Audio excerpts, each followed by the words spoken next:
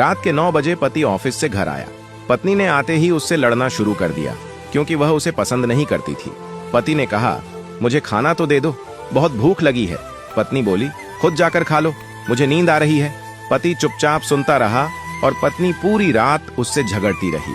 जब सुबह हुई तो पति ने कहा, मुझे नाश्ता तो दे दो। पत्नी गुस्से में बोली, मैं तुझसे तंग आ गई हूँ, भगवान करे तू मर जाए। पति कुछ नहीं बोला और चुपचाप ऑफिस चला गया।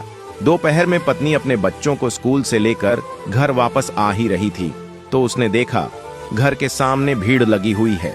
वह घबराकर पास गई तो देखा उसके पति की लाश घर के सामने पड़ी हुई है। उसके ऊपर कयामत सी टूट पड़ी। मन में सन्नाटा सा छा गया। लोग आपस में बातें कर रहे थे कि कार से उसका एक्सीडेंट हुआ है।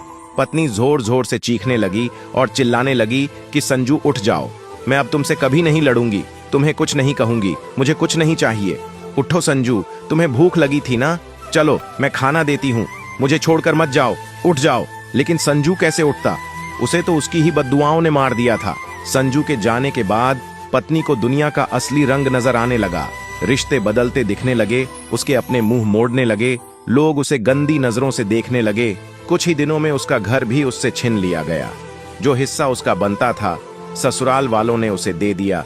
पति के मरने के बाद पत्नी को एहसास हुआ, पति जैसा भी हो, चाहे पसंद का हो या नापसंद का, लेकिन वह औरत के सिर का ताज होता है।